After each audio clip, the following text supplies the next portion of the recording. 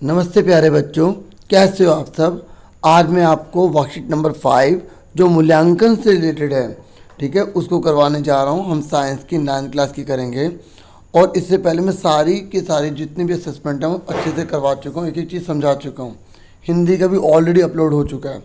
फटाफट स्टार्ट कर देते हैं। पहला क्वेश्चन पूछा गया है, पादप कोशिका में कोशिका भित्ति का मुख्य घटक है, तो इसका आंसर जो है वो है सेलुलोज, ठीक है। और ये जो सेलुलोज है ना, ये केवल कोशिका भित्ति में ही पाया जाता है, ठीक है। आप इस बात को ध्यान में रखेंगे।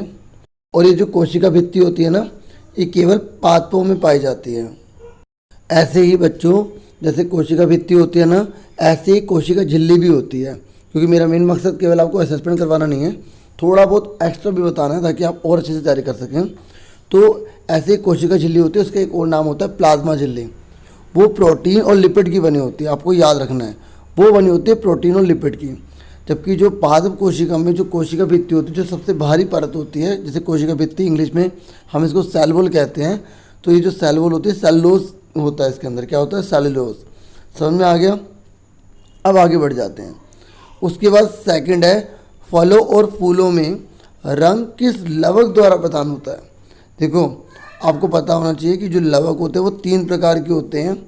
पहला होता है क्लोरोप्लास्ट, दूसरा है क्रोमोप्लास्ट, तीसरा होता है ल्यूकोप्लास्ट। और ये जो मैं पहले आपको सीधा आंसर बता देता हूँ कि देखो, सफ़ेद मतलब जिसे हम रंगीन कहते हैं, हरा, इन दोनों को छोड़ दे तो बाकी जितने भी सारे रंग होते हैं, लाल, पीला, आपने फलों में देखा होगा ना, सब्जियों में देखा होगा, ये सारे के सारे जो रंग होते हैं ना, ये क्रोमोप्लास्ट की वजह से होते हैं। और ये जो क्लोरोप्लास्ट है, इसकी वजह से आपको पता है इसमें क्लोरोफिल पाया जाता है, जिसकी वजह से पत्ती का रंग हरा होता है, याद है ना आपको। और जो ल्यूकोप्लास्ट होता है ना, ये रंगहीन भी कहते हैं इसको, इसमें हम ये भी कह सकते हैं कि सफ़ेद कलर का होता है, ठीक है। अगर आपको किसी पौधे में सफ़ेद भाग जो भी दिखाई दे रहा है ना, वो ल्यूकोप्लास्ट है। क्या है वो? ल्यूकोप्लास्ट, ठीक है। तो आंसर तो मैंने बता दिया, इसका बी है। अब आ जाइए थर्ड पर। थर्ड में कह रहा है, निम्नलिखित में से कौन प्याज की कोशिका में तो उपस्थित है लेकिन कपोल यानी कि चिक मतलब आपके गाल की जो कोशिका में उपस्थित नहीं होता। देखिए, जो प्याज है वो पादप कोशिका है ना, क्योंकि वो पौधे का भाग है। जबकि जो चीक है वो किसका? जंतु कोशिका, मतलब इंसान में तो हम जंतु कोशिका में आते हैं। तो मैंने अभी आपको बताया कि जो हमारी जो कोशिका भित्ति होती है वो पौधों में पाई जाती है, ठीक है, लेकिन इंसानों में वो नहीं होती है, ठीक है। तो इसका आंसर ए है। क्लियर हो गया? बाकी केंद्रा, कोशिका द्रव्य, प्लाज्मा झिल्ली, ठीक है, ये तो तीनों के तीनों जो हैं दोनों में पाई जाती हैं, जंतु कोशिका और पादप कोशिका दोनों में पाई जाती हैं, ठीक है। आगे देखिए फोर्थ क्वेश्चन। ये कह रहा है, यदि हम लाल रक्त कणिकाओं को निम्नलिखित विलन में रख दें, ठीक है, तो किस विलन में कोशिकाओं का आकार बढ़ जाएगा। ठीक है, देखो बढ़ने की बात कर रहा है ये, ठीक है, कोशिका का जो आकार है ना वो बढ़ रहा है, तो उसे हम बोलेंगे अल्पराशरण दाबी। जब उसमें प्रेशर कम होगा, ठीक है, तो इससे क्या होगा, कोशिका जो है वो बढ़ने लगेंगी, ठीक है, और बड़ी होती चली जाएंगी, ठीक है। तो इसका आंसर क्या है? बी, ठीक है। और सम का मतलब होता है जैसे अंदर से वैसे बाहर से। मैं इसकी आपको एक पिक्चर भी दिखाता हूँ। देखिए, आप पिक्चर देख सकते हैं यहाँ पर, और ये जो है ना, ये जो आपको दिखाई दे रही है, ये अल्प परासरण है, ठीक है, परासरण दाबी बोलते हैं, या अल्प परासरी विलन भी कह सकते हैं। और आपको ये जो दिखाई दे रही है ना, ये बराबर है, सम। और यहाँ देखो, यहाँ ज़्यादा प्रेशर है तो सिकुड़ी हुई हैं, तो इसे अति परासरण दाबी विलन बोल सकते हैं, या अति परासरी विलन भी कह सकते हैं, ठीक है। इन पिक्चर को आप ध्यान में रख लो, ठीक है। कौन कौन से मैंने आपको बता दिया, अल्प वाला ये है, ये सम है, और ये जो है अति है। क्लियर हो गया? अब आगे बढ़ जाते हैं। देखिए, अब हम फिफ्थ क्वेश्चन देखते हैं। फिफ्थ क्वेश्चन में कह रहा है, निम्नलिखित में कौन एक कोशिका का उदाहरण है। आपको बताना है कि कौन एक कोशिका का उदाहरण है लेकिन एक पूर्ण जीव की तरह कार्य नहीं करता है। देखिए, जो हमारे खून में 4 प्रकार के अवयव होते हैं, RBC, WBC, platelet and plasma. तो ये जो डब्ल्यूबीसी है ना, ये पूर्ण जीव की तरह कार्य नहीं करता, लेकिन ये एक कोशिक होता है, ठीक है। आपने अमीबा, पैरामीशियम के बारे में देखा होगा, किस प्रकार से वैक्यूल्स अपने खाने को बनाते हैं, ठीक है, किस तरीके से बाहर कर देते हैं, तो एक जीव की तरह कार्य करते हैं ना। लेकिन क्या आपने डब्ल्यूबीसी के बारे में सुना है? नहीं, ये नहीं करते, ठीक है। तो इसलिए इसका आंसर ए है, पूर्ण रूप से नहीं करते। ओके, आगे देखिए 6th क्वेश्चन में ये कह रहे हैं निम्नलिखित में से कौन प्रोटीन संश्लेषण में सम्मिलित नहीं है।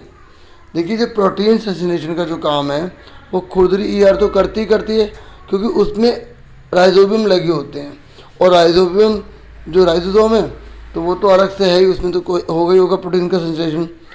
अब जो गोल्जी उपकरण है ना, ठीक है, उसके अंदर जो है वो भी मतलब पैकेजिंग होती है और वो आगे लेके जाता है, लेकिन उसमें कुछ ऐसे प्रोटीन्स होते हैं जो उसको हेल्प करता है बनाने में, ठीक है। तो इसलिए जो है ना चिकनी ईआर जो बिल्कुल ही नहीं करता, ठीक है। तो इसलिए आप इसका आंसर जो है चिकनी ईआर लिखेंगे, मतलब स्मूथ एंडोप्लाज्मिक रेटिकुलम, ठीक है। चिकनी अंतर्द्रव्य जलिका आपने सुना होगा, ठीक है। आगे बढ़ जाते हैं। और एक बात और बता दूं, ये जो चिकनी ईआर होती है ना, ये लिपिड का निर्माण करती है, ठीक है। लिपिड आप अच्छे से याद रख लेना। उसके बाद हम आगे बढ़ जाते हैं नेक्स्ट पर। ये कह रहे एक ऐसा कोशिका विभाजन जिसमें विभाजन के बाद गुणसूत्रों की संख्या आधी हो जाती है, ठीक है। तो देखो नाम से ही पता लग रहा है अर्धसूत्री कोशिका विभाजन मतलब आधी हो जाती है। इसमें क्या जो जो माता है उससे जब नेक्स्ट आएगी तो उसको जो है ना वो आधी हो जाएंगी, लेकिन इसमें है ना वो 4 पार्ट पे डिवाइड हो जाएगी बाद में। मैं आपको इसकी पिक्चर दिखाता हूँ। और जबकि सब में ना, ठीक है, मतलब बराबर ही रहती है, ठीक है। माता से जब नीचे की तरफ जाएंगे ना संतति में, मतलब बच्चे में, तो वो बराबर रहती है। तो इसका आंसर तो आपको समझ में आ गया ना, अर्धसूत्री में मतलब बी आएगा।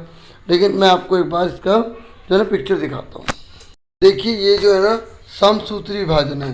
देखिए 1 2 3 4 है, ठीक है। ये मातृ है मतलब माता, तो उससे जो संतति हुई तो देखो इसमें 4 ही हैं, देख रहे हैं ना, तो बराबर रहते हैं। आगे फिर ये डेवलप करेंगे, ठीक है। और मैं अगर आपको अर्धसूत्री के दिखाऊं तो आप यहाँ देख सकते हैं, देखिए 1 2 3 4 है, तो इसमें कितने 1 2 है, ठीक है। और ये देखिए फिर जब विभाजन हुआ तो भी 1 2 1 2 1 2 1 2। लेकिन खास बात यह है कि जब अर्धसूत्री विभाजन जब सेकंड स्टेज आती है ना तो वो 4 पार्ट में डिवाइड होते हैं, 1 2 3 4, ठीक है। इस बात को आप ध्यान में रखना। और पहला विभाजन 1 है, ठीक है। और पूछ लेता है एग्जाम में कि अर्धसूत्री विभाजन सेकंड स्टेज में कितनी संतति कोशिकाएं होंगी, 1 2 3 4 होंगी, ठीक है। लेकिन सब में कितनी जाती है, आधी जाती हैं। क्लियर हो गया? होप आपको समझ में आ गया होगा दोनों के बारे में। चलो क्वेश्चन की तरफ चलते हैं। और ये आपका साइंस की बुक का 5th चैप्टर है, उसको आप अच्छे से रीड करना, तभी आप सारे MCQs आप दे पाएंगे, ओके। अब हम नेक्स्ट क्वेश्चन की तरफ बढ़ जाते हैं। तो इसका आंसर तो आपको समझ में आ गया होगा, आधी वाला बोल रहा है। अगर समान बोलता तो आप ए पे टिक कर देते।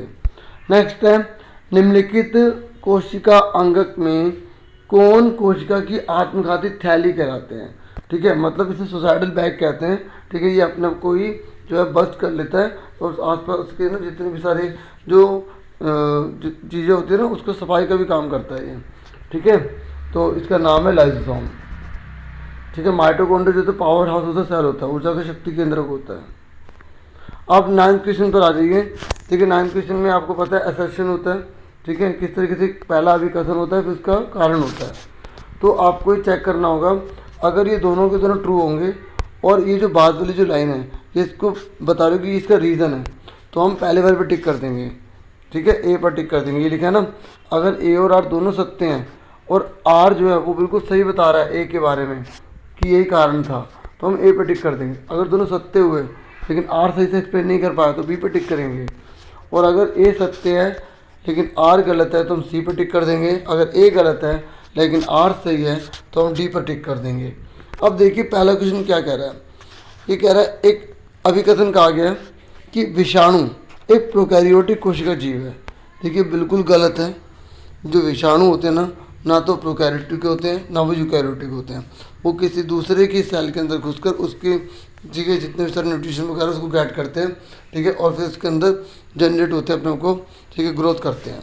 इस बात को आपको ध्यान में रखना है। तो ये लाइन तो बिल्कुल गलत है।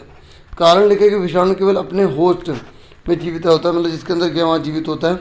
विषाणु ना तो प्रोकैरियोटिक और ना ही यूकैरियोटिक कोशिका जीव है। ये बिल्कुल सही है। देखो आर सही लिखा है, ए गलत है। तो आप देखिए आर सही है, ए गलत है, तो कौन सा हुआ? ये देखो ये लिखा है ना, तो हम डी पर टिक कर देंगे, ठीक है। सिर्फ सर्कल पे कलर करना है, ये याद रखना। नेक्स्ट है माइटोकॉन्ड्रिया को कोशिका का बिजली घर कहते हैं। बिल्कुल सही बात है। ये कह रहा कारण ये है कि माइटोकॉन्ड्रिया एटीपी का निर्माण करता है, बिल्कुल सही। एडेनोसिन ट्रीफॉस्फेट होता है, ठीक है, ऊर्जा जो है ना वो एटीपी के रूप में स्टोर करता है। दोनों बात सही है और कारण जो है वो बिल्कुल सही बता रहा है, ठीक है। तो हम इस पर कौन सा आंसर टिक कर देंगे, हमारा ए आंसर करेक्ट होगा। यहाँ पर आप ए कर लेना, मिस प्रिंटिंग है, ठीक है। तो हमारा ए आ गया। क्लियर हो गया आपको, पूरी वर्कशीट समझा दी, होप आपको समझ में आ गया होगा। फिर मिलेंगे नेक्स्ट वीडियो में। Thank you for watching and listening carefully. Take care yourself dear students. Video को लाइक सब्सक्राइब शेयर जरूर कर दीजिएगा अगर अपनी हुआ तो।